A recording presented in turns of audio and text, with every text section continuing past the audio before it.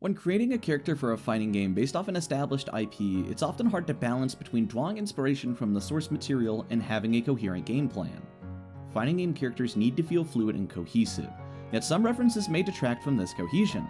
It is a very finicky balance to try and maintain, which is why I find Steve from Muno all the more interesting. This is Bowling King, and welcome back to Workshop Character Discussions. Today I'm going to be talking about Steve, and how taking away randomness from a pre-established fighting game gimmick can let a player feel like a master strategist. Consider joining the Patreon for early access to content, as well as access to personal Discord channels and more. No matter how you feel about Steve's ability to perform as a character, I doubt anyone here would argue him being anything but well designed.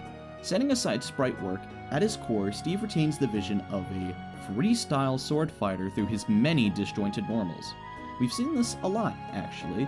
A lot enough to where I shouldn't have to point out much, if any, intricacies with it. They kind of speak for themselves at this rate. His other specials aren't too interesting either. Forward special acts as a standard projectile that applies the burn effect, down special is a water pillar, and up special acts as the iconic block placement. The real meat of this video comes in the form of his neutral special, the chests. Steve has 7 chests with a total of 21 items at his disposal. When you think about how many items that is for one move, that's quite big. Almost double that of Faust's items, yet still shy of Hero's gargantuan 32 spells. Yet there's one big difference between these gimmicks and Steve's. It's that Steve's items aren't random. Randomness is broken down in game design into 2 categories, input randomness and output randomness. For the case of fighting games, we only need to focus on input randomness. The way input randomness works is that before you can have any influence over the action, random number generation will take place. This takes the form of gimmicks like Faust's items or Hero's spells. Normally, when we make decisions, we use whatever information we have at our disposal. In fighting games, this takes the form of factors such as screen position, life leads, knockdown states, and spacing. While these in and of themselves are not random, Hero and Faust's gimmicks add on certain factors for the player to keep track of, or rather, to be unable to. As stated by Richard Garfield, the creator of Magic the Gathering, quote, "It is very hard to add uncertainty and outcome to an existing game because the current audience likes the way that they're rewarded." Characters like Hero, Faust, and fuck it, I'll throw in Saffron too because she technically counts, deviate from this reward system because of randomness. Decisions have to be made on the fly with the tools you have, and can easily mean the difference between a round 1 and a set loss. In fighting games, the player has a lot of plans to make if they want to win the game, and that randomness obscures the solidity of these plans, in exchange for a much greater reward than normal characters. So, now let's talk about Steve. Steve's chests, despite their quantity, aren't random in their order. They follow a set order by default, and by selecting certain items, you can jump between chests.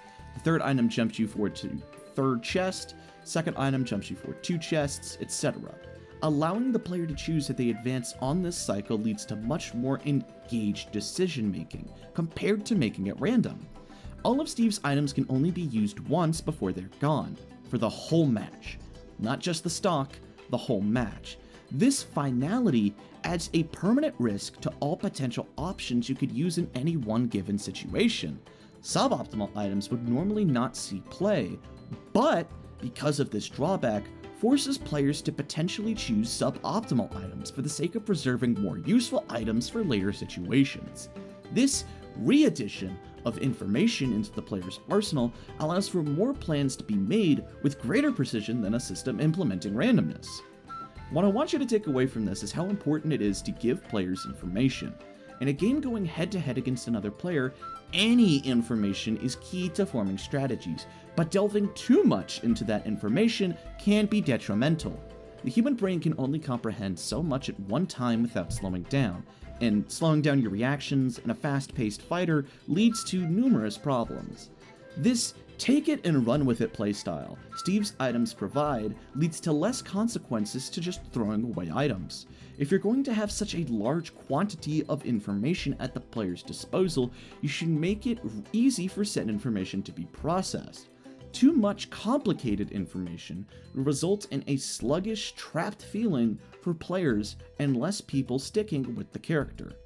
If you want to support the channel, be sure to subscribe and turn notifications on. This video was made possible by patrons such as McDucky and viewers such as yourself. Thank you so much for watching. I love you all. Have a good day.